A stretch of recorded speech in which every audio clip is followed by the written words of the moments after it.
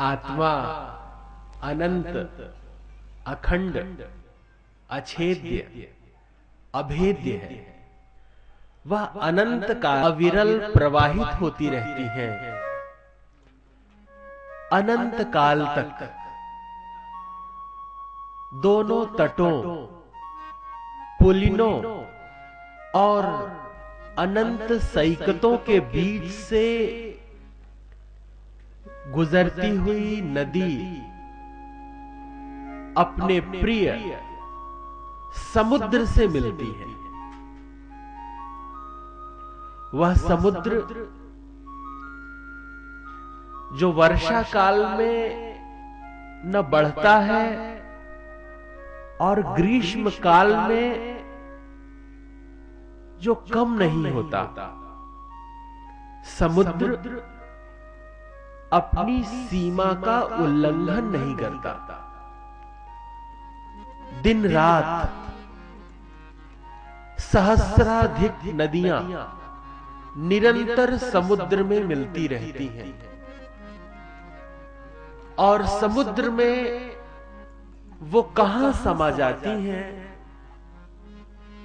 कि बरसात में न समुद्र बढ़ता है और न कभी किसी ऋतु में समुद्र अपनी सीमा से घटता है। हमारी आत्मा भी उसी भांति उस परात्पर परब्रह्म परमात्मा से मिलने के लिए अनवरत आकुल, व्याकुल और वाचाल रहती है।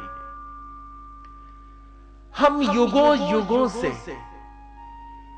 परत दर परत शरीर के कपड़े बदल रहे हैं, लेकिन हमारी चाह, हमारी मुक्ति, हमारी लालसा, हमारी कामना, हमारी अभीप्सा, हमारा प्रिय वह परात्पर परब्रह्म है जिससे मिलने के लिए हम इस यात्रा में अनवरत उसका स्मरण करते रहते हैं।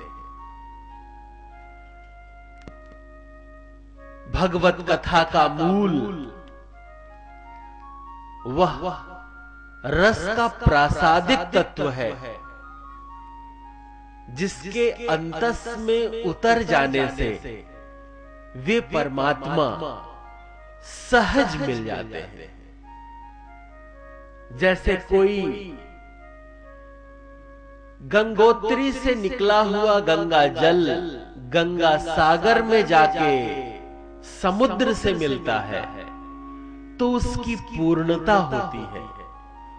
हम सब परमात्मा की ही आत्मा कहीं अनंत व्यापकता की खोज में दिन रात अनुक्षण क्षण क्षण उस परमात्मा के लिए निरंतर बढ़ रहे हैं।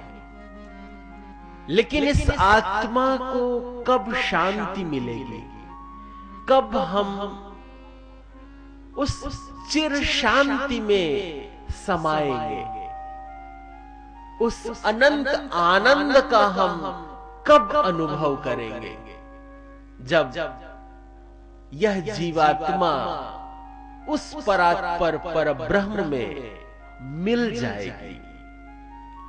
वह सहस्र शीर्षा पुरुषः सहस्राक्षः सहस्रपात, वह व्यापक दिव्य सत्ता, उस परमात्मा से मिलने को हम आतुर हैं।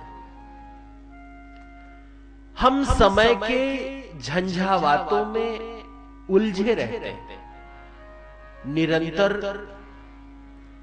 समय के उतार चढ़ाव हमें उसी तरह असहज बनाए रहते हैं जैसे हर पूर्णिमा और अमावस्या पर वह समुद्र भी अपने तटबंध तोड़ता सा दिखता है और ज्वार भाटों की एक अत्यंत मर्यादित सीमा में उफान भरता है। जब वह जड़ समुद्र अपनी सीमा तोड़ने को विह्वल हो सकने की दशा में दिखाई देता है, तो यह मानव अगर हर पूर्णिमा और अमावस्या पर अगर इसके मन में कहीं आरोह अवरोह होता है, तो उस स्थिति में भी उसे